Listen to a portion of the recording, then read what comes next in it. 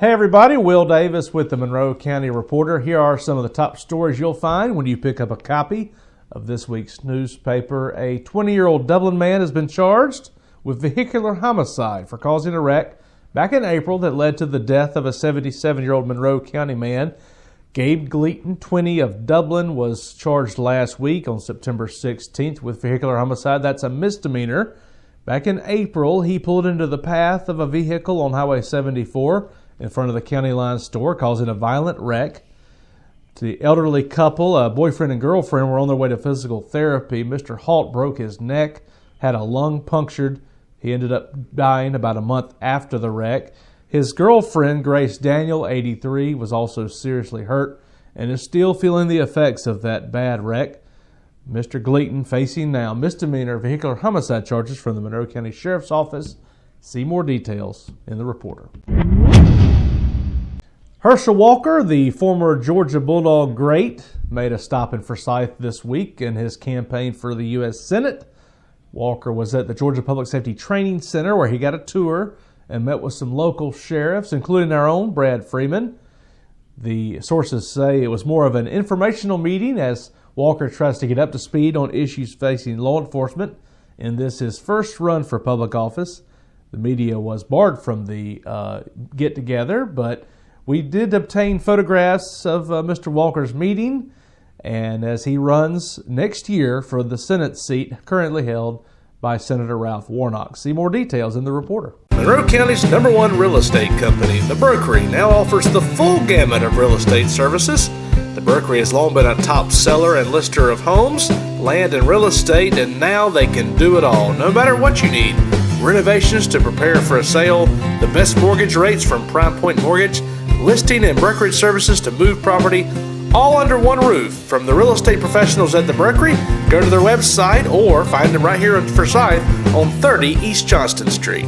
Okay, Monroe County, you know you always get a deal when you buy a copy of the Monroe County Reporter, but this week even more so because you will also receive inside your paper a 100-page volume dedicated to the county's Bicentennial Celebration, which is this weekend. Our own Monroe County historian Ralph Bass, a retired Tift College history professor, has helped us write this book, a thematic look at the county's 2 centuries of history. Find your copy in this week's Reporter, and be sure to check out all the information about the weekend's activities, including the visit from the governor, a military flyover, lots of booths, including the Reporter. We'll have our own booth in front of our office all weekend here as we celebrate 200 years of Monroe County. Hi, this is Donna Wilson with the Monroe County Reporter's Incident of the Week. Officer Arthur Musselman was checking the Walmart parking lot on September the 12th around 6:30 p.m. and noticed a Ford F-150 whose male driver was laid back in the driver's seat with his eyes closed. He also saw a woman's head bobbing up and down in the driver's lap. He pulled up next to the truck, turned on his emergency lights, and saw the driver touch the woman and tell her to stop. Both parties were checked through dispatch, and the officer learned the woman had an active warrant for failure to appear out of Barnesville. She was then handcuffed and taken to jail. Both suspects were cited for indecent exposure.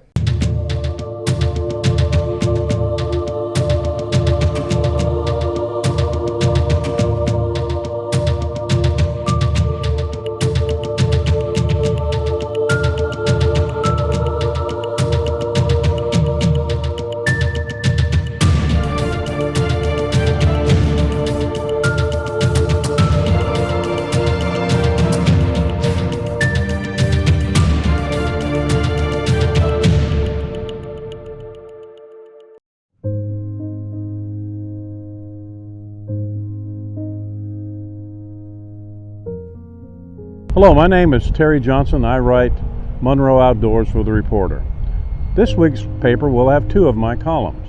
One will deal with these small little earthenware objects that you find in some unusual places around your home and on the buildings around your home. They look much like small earthenware urns or flasks, and people have often wondered whether they're made by the little people, perhaps Mother Nature's own potter. This week, I'm going to solve the mystery for you. In addition to that, there's a column dealing with 2 early waterfowl seasons. Right now we are in the midst of an early Teal and Canada Goose season. Not only will I tell you what the dates of these seasons are, I'll also tell you the interesting stories behind why we're able to hunt these important species of waterfowl this early in the year. Read the reporter this week.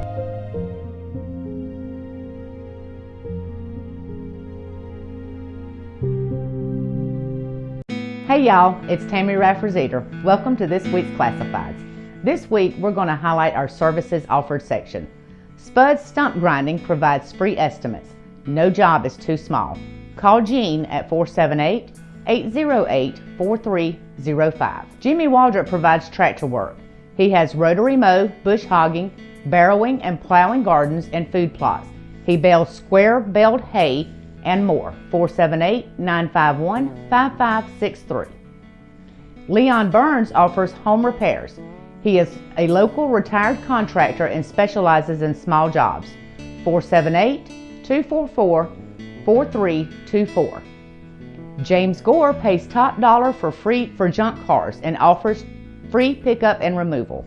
478-718-9849. Randy Johnson will buy your junk mowers and rotary tillers. 478-297-4203. Thomas Bolin offers land services such as land clearing, site preparation, grading, excavating, gravel driveways, and more. 678-972-4647. And finally, the Lawnmower Doctor is your best choice for mower and small engine repair. 478-390-8661. Thanks for reading. Y'all have a fantastic week. Whenever I go down to the river to relax, I always bring a Monroe County Reporter. It's the best little newspaper in Georgia. Subscribe today. This week is an exciting week in Monroe County because we are celebrating the county's 200th birthday, and we have all kinds of events ready for this weekend. Don't miss coming to the square this Saturday and Sunday. There will be vendors, festival type things, but there'll also be all kinds of historical things. The time capsule, there's what came out of the 1973 time capsule and an opportunity to put letters and other memorabilia into the time capsule that will be buried. And a highlight of the day is Governor Brian Kemp will be here to read the proclamation about the Bicentennial Celebration. And there will be an Air Force flyover. This happens at 1 o'clock at the courthouse. And from there, Governor Kemp is going to move over to our new City Hall and cut the ribbon to open Forsyth City Hall. The City Council actually held their first meeting there at the new City Hall this past Monday night. And everything wasn't quite ready, but it's getting there, and they're promising tours of the building at 2 o'clock on Saturday. Well, it appears that a new apartment complex is on its way to Forsyth. Developer Georgia Mommy winning approval from the city to close Pippin Lane to make way for it. There's only one issue. There are some rental houses there that will have to be demolished, and they currently have tenants and occupants. And the reporters on Steve Reese talked to some of them, one of the residents, including Eugene Tinsley, about what he feels about having to relocate. Georgia Mommy, the developer, is actually offering $2,000 in relocation funds to help these residents find new homes. Find out how that's going and his reaction to having to find a new home in this week's Reporter. Okay, in sports in this week's Reporter, you'll want to be sure to catch up on the Mary Persons Bulldogs, a big game against Peach County this past weekend. A tough loss, including the loss of their best defender, Brandon Alford. Find out what happened for the Bulldogs, who only trailed by a touchdown deep into the fourth quarter until the game got away from them. Also, find out how this weekend's game with Central might go. Dogs trying to avenge one of their most disappointing losses from 2020. Furthermore, the Mary Persons cheerleading team, the defending state champions, had its first cheer competition of the season. See how that went, and also find out how the Mary Persons softball team is doing as they get ready to wrap their season up and get ready for the playoffs. All the details on that and much more in your hometown newspaper, The Reporter.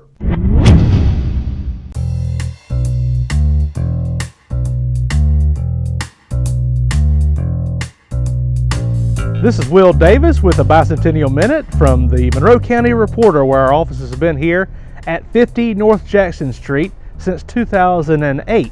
But this building has a lot of history before that, extending back over 100 years.